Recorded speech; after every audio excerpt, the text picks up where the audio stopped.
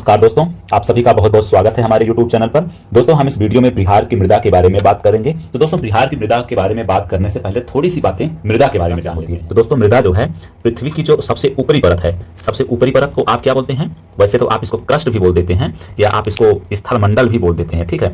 इस सतह पर पाए जाने वाले छोटे छोटे कणों की एक संरचना है। कैसी है? संरचना है जिसमें क्या होता है? कार्बनिक, ठीक है, कार्बनिक प्लस अकार्बनिक पदार्थों का क्या पाया जाता है?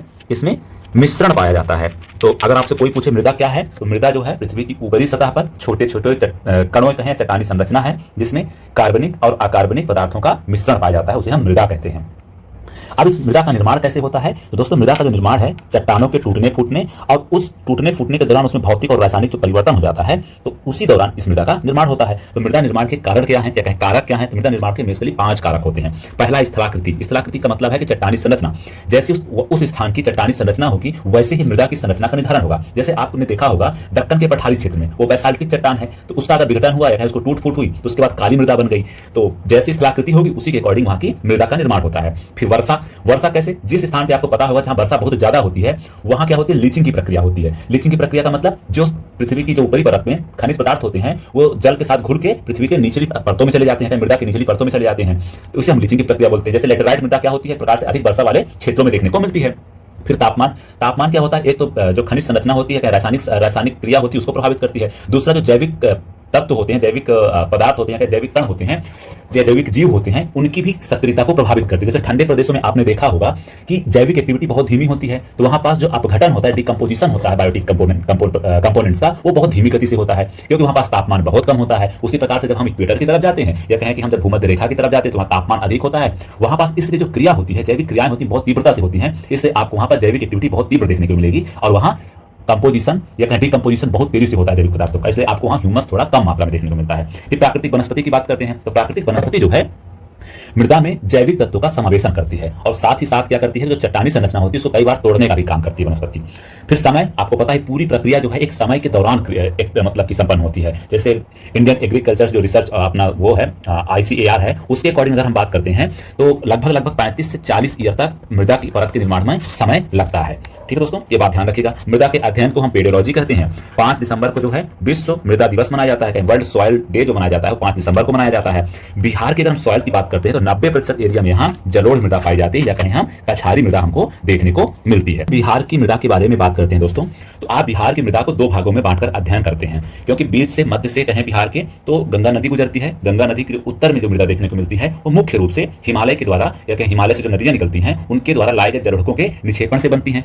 तो आपको उत्तरी बिहार में पर्वतीय मिट्टी या तराई मिट्टी, बांगर मृदा और खादर मृदा देखने को मिलेगी। वहीं आप दक्षिण बिहार की बात करते हैं तो गंगा नदी के दक्षिण से लेकर मतलब गंगा नदी से लेकर के दक्षिण के पठार के मध्य जितनी मृदा पाई जाएगी उसे दक्षिणी मृदा वाले भाग में रखेंगे। तो यहाँ आपको टाल मृदा, तगारी मृदा, करैल या केवाल मृदा, साथ में लाल पीली मृदा जिसे बलथर मृदा कहते हैं, ये आपको देखने को मिलेगी।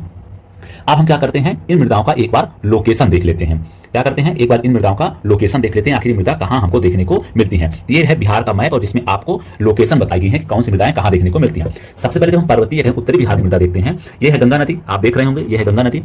तो आप उत्तरी मृदा में जब बात करते हैं तो यहाँ सबसे ऊपर आपको दिखेगा नॉर्थ में पर्वतीय मृदा। पर्वतीय मृदा आपको मुख्य रूप से पश्चिमी चंपारण में जो शिवालिक रेंज वाला एरिया वहां पास आपको पर्वतीय मृदा देखने को मिलेगा, इसे हम पीठमोंड मृदा भी कहते हैं। ठीक है दोस्तों, तो ये बात ध्यान रखिएगा, कभी लोकेशन पूछ लिया जाए बिहार में पर्वतीय मृदा कहां पाई जाती है तो मुख्य रूप से पश्चिमी चंपारण जिले में सोमेश्वर जो पहाड़ी क्षेत्र है उसके आसपास मृदा देखने को हमको मिलती है।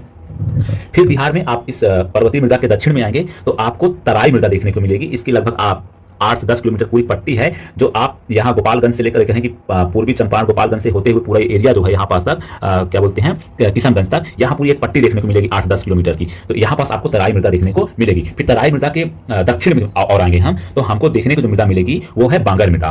तो बांगर मृदा क्या है? बांगर मृदा ऐसी मृदा है जहां पास बाढ़ नहीं आती है, कहें कि जो बाढ़ से अप्रभावित क्षेत्र है। तो ये मुख्य रूप से आप देखेंगे तो बांगर मृदा हमें ये घाघरा और गंडक के जो दोआब वाला क्षेत्र है यहाँ देखने को मिलेगी। उसके बाद आप गंडक से लेकर कोसी के मध्य जो पूरा दोआब का एरिया है, आपको यहाँ भी जो है पूरा का पूरा एरिया में आपको बांगर मृदा देखने को मिल जाएगी। ठीक है दोस्तों, उसके बाद हम आते हैं खादर मृदा जो है। खादर मृदा जो है बांगर मृदा के दक्षिण वाले क्षेत्र में, या कहीं गंगा के जो गंगा से लगा हुआ क्षेत्र पूरा का पूरा है, वहां आपको खादर मृदा देखने को मिलेगी। खादर मृदा बेसिकली वह मृदा है जहां हर साल बाढ़ आती है। ठीक है दोस्तों, ये काफी उपजाऊ मृदा भी मानी जाती है। बिहार की सबसे ज्यादा उपजाऊ मृदा यही है। आपको खादर मृदा के क्षेत्र में ही कुछ जगह में एक मृदा देखने को मिलती है बलसुंदरी के नाम से। तो ध्यान रखिएगा, कभी ऐसा प्रश्न आ जाए कि बलसुंदरी मृदा जो है बिहार में कहां देखने को मिलती है, तो बिहार में दरभंगा एरिया में थोड़ा मिल जाती है देखने के लिए, फिर सारण सिवान वाले एरिया में थोड़ा देखने को मिल जाती है। ठीक है, तो इसका नाम भी याद रखिएगा, बलसुंदरी मृदा जो है बिहार के उत्तरी भाग की मृदा है। फिर हम दक्षिणी बिहार में आते हैं। दक्षिणी बिहार में आपको एक टाल मृदा देखने को मिलेगी, गंगा से एकदम लगा हुआ। आप यहां से एकदम से स्टार्ट करेंगे, मतलब बक्सर से लेकर के पूरा यहां तक क्या बोलते हैं कटिहार और भागलपुर तक, पूरा का पूरा जो भागलपुर तक का एरिया है दक्षिण वाला, पूरे में आपको जो है टाल मृदा देखने को मिलेगी। टाल मृदा दरअसल क्या है कि एक निचला क्षेत्र है, मतलब एक प्रकार से तालाबी क्षेत्र मान सकते हैं यहाँ, कि जहां पास क्या होता है कि जल का जमाव हो जाता है, तो उस तालाब के नीचे जो मृदा बनती है उसे हम टाल मृदा बोल देते हैं। ठीक है, उसके बाद आपको कगारी मृदा देखने को मिलेगी। कैसी मृदा देखने को मिलेगी? कगारी मृदा। कगारी मृदा दरअसल एक प्रकार से आप मान सकते हैं कि खादर मृदा है, जो जितनी बिहार दक्षिण बिहार की नदियां हैं उनके जो है कगार के क्षेत्र, मतलब ये सोन नदी गुजरी है, सोन नदी के आसपास का जो कुछ एरिया है उसमें आपको कगारी मृदा देखने की। पुनपुन नदी गुजरी है तो पुनपुन नदी के आसपास आपको कगारी मृदा देखने को मिलेगी। क्यों नदी के आसपास आपको कगारी मृदा देखने को मिलेगी। उसके बाद आप देखेंगे तो आपको करैल और केवाल मृदा या बांगर मृदा देखने को मिलेगी, जो एक प्रकार से पुराने जलोढ़ निक्षेपों का भाग है, या कहते हैं कि यहाँ पास ये बाढ़ नहीं आने वाला क्षेत्र है। ठीक है, उसके बाद आपको कैमूर के पठारी क्षेत्र में लाल मृदा देखने को मिलेगी। ठीक है, लाल बलुई मृदा इसे बोलते हैं, तो लाल बलुई मृदा आपको कैमूर वाले क्षेत्र में देखने को मिलेगा। और बलथर मृदा जो है कैमूर के आप पूरब से कैमूर के पूरब से मतलब कहें कि कैमूर के पठार के पूरब से लेकर के आपको पूरा इस एरिया यहाँ तक आपको जो है आपको पीली मृदा देखने को मिलेगी, लाल पीली मृदा, जिसे आप बलथर मृदा भी कहते हैं। ठीक है, चलिए अब हम सबसे पहले क्या करते हैं, इन सभी मृदाओं को एक एक करके विस्तार से समझ लेते हैं। ठीक है, चलिए आगे बढ़ते हैं। बिहार की मृदा की बात करते हैं सबसे पहले। तो उत्तरी बिहार की मृदा जो है हिमालयी नदियों के जो अवसादों के निक्षेपण से इन मृदाओं का निर्माण होता है। तो सबसे पहले हम पर्वतीय मृदा के पर्वतपादी मृदा की बात करते हैं। ये पर्वत लिखा है भाई, पर्वत नहीं होता पर्वत होता है। पर्वतपादी मृदा की जब हम बात करते हैं इसे पीडमॉन्ट मृदा भी बोलते हैं। इसका विस्तार मुख्य रूप से पश्चिमी चंपारण में सोमेश्वर श्रेणी के आसपास आप हमें देखने को मिलता है।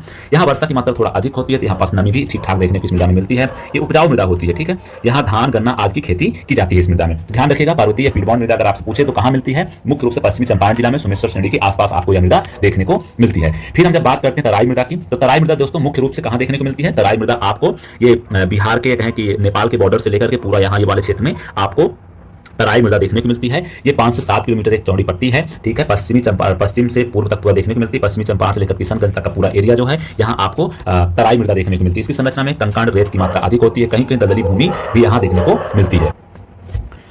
अगर हम कृषि की बात करते हैं तो यह मृदा मध्यम उर्वरता वाली होती है। यहाँ धान गन्ना और पटसन की खेती की जाती है। ठीक है दोस्तों, तो ध्यान रखिएगा यहाँ पास धान गन्ना और पटसन की खेती की जाती है। ये एरिया आप ध्यान रखिएगा, ये एक प्रकार से तराई एरिया है, नेपाल से पूरा सटा हुआ पूरा क्षेत्र है। आप पश्चिमी चंपारण से लेकर के आपको किशनगंज तक जो पूरा एरिया लगभग 5 से 7 किलोमीटर तक की चौड़ी पट्टी है, ये आपको देखने को मिलती है तराई क्षेत्र। ठीक है, उसके बाद हम बात करते हैं पुरानी जलोढ़ मृदा, जिसे आप बांगर मृदा भी बोलते हैं दोस्तों। तो बांगर मृदा का आप लोकेशन देखिए क्या है, ये देखिए ये है पूरा बांगर मृदा। ये आपको देखेगा ये एरिया, फिर ये पूरा एरिया और ये पूरा एरिया, मतलब आप कह सकते हैं कोसी नदी से लेकर गंडक नदी तक, ये बूढ़ी गंडक है और ये है गंडक नदी। तो कोसी नदी से लेकर के पूरा का पूरा जो ये गंडक नदी तक का एरिया है, ये आपको पुरानी जलोढ़ों का भाग देखने को मिलेगा। ठीक है, और आप ये भी देखेंगे इधर साइड में ये एरिया भी आपको पुरानी जलोढ़ों का देखने का मिलेगा। तो इस पुरानी जो जलोढ़ वाली मृदा है इसे और किस नाम से जाना जाता है, इसे हम बांगर नाम से भी जानते हैं। ठीक है, इसे हम बांगर मृदा भी कहते हैं।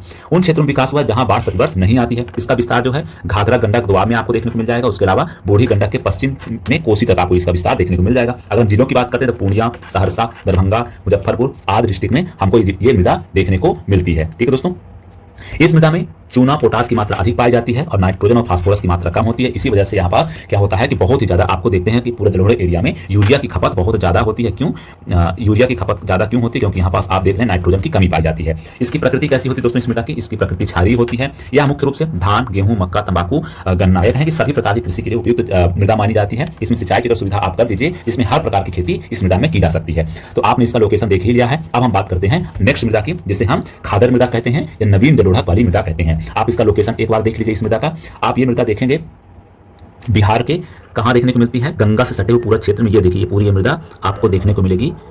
ये कैसी मृदा है? ये है नवीन जलोढ़ वाली मृदा, जिसे हम खादर मृदा कहते हैं। ठीक है दोस्तों, तो आपने इसका लोकेशन भी देख लिया है।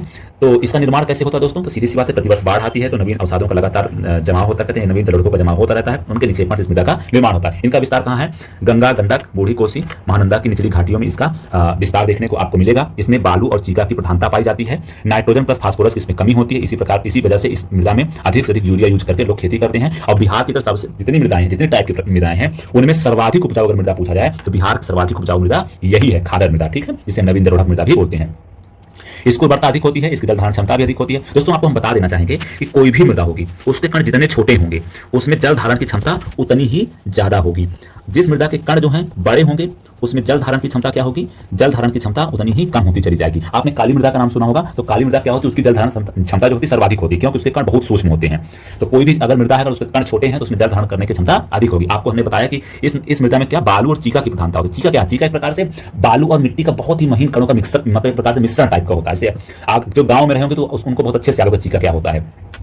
इस मृदा में धान, गेहूं, जूट और मक्का की खेती की जाती है। ठीक है, अब हम बात करते हैं आगे। एक मृदा और यहां पाई जाती है दोस्तों, उसको आप बिल्कुल इग्नोर मत करिएगा। उस मृदा का नाम क्या है?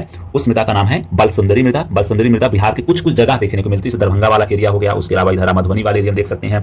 फिर ये वाला एरिया हो गया सहरसा, सारण और सिवान वाले एरिया में आपको देखने को मिलेगी। बलसुंदरी मृदा भी कहते हैं। ठीक है, तो इसका नाम आप ध्यान रखिए, बस नाम ध्यान रखिए, उतना आपके डीप में जाकर चीजें नहीं पूछी जाएंगी। दक्षिण बिहार की मृदा का जो विस्तार है, गंगा के साउथ से लेकर छोटा नौतपुर के पठार के बीच आपको देखने को मिल जाएगी दक्षिण बिहार की मृदा। ठीक है दोस्तों, तो सबसे पहले बात करते हैं टाल मृदा के बारे में। तो दोस्तों जो टाल मृदा है बिहार में कहां देखने को मिलती है? पहले इसका एक बार लोकेशन हम देख लेते हैं। आप ये लोकेशन देखिए, तो ये आप गंगा नदी गुजरी हुई है, गंगा नदी से एकदम लगा हुआ जो पूरा एरिया है इसे हम टाल मृदा कहते हैं।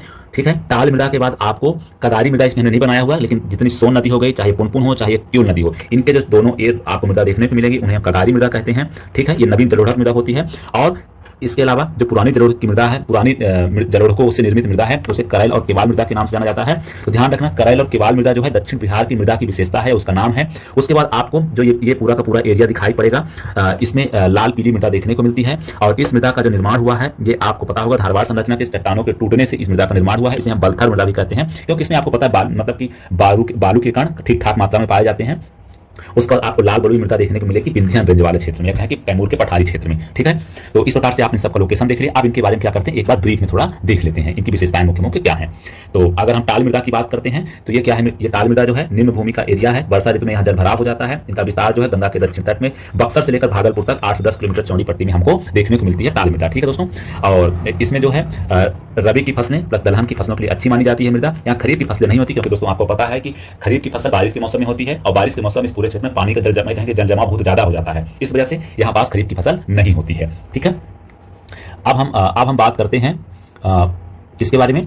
अब हम बात करते हैं कगारी मृदा के बारे में। दोस्तों कगारी मृदा हमने बताया कि कगारी मृदा जो है वो मुख्य रूप से कहां देखने को मिलती है? कगारी मृदा मिलती है जो दक्षिण बिहार की नदियां, दक्षिण बिहार की नदियों के दोनों ओर हमको कगारी मृदा देखने को मिलती है। ये नवीन जलोढ़ की मृदा है। सोन, फल्गु, पुनपुन, क्यूल नदियों के किनारे देखने को मिलती है मृदा। मोटे अनाज तथा सब्जी उत्पादन के लिए अच्छी मानी जाती है। ठीक है, क्योंकि आपको पता है ये पठारी क्षेत्र से आ रही है, यहाँ की मिट्टी थोड़ी डिफरेंट होगी, यहाँ उपजाऊपन थोड़ा कम होता है। ठीक है दोस्तों, और यहाँ थोड़ी पानी की समस्या भी पाई जाती है इस एरिया में। करैल मृदा की बात, करैल और केवाल मृदा जो है ये पुरानी जलोढ़ मृदा है। इसका जो विस्तार है बक्सर, उत्तरी गया, पटना, नालंदा, मुंगेर से लेकर भागलपुर तक इसका विस्तार देखने को आपको मिल जाएगा। इसकी उर्वरा शक्ति ठीक ठाक होती है, अच्छी होती है, जल धारण क्षमता इसकी ठीक होती है।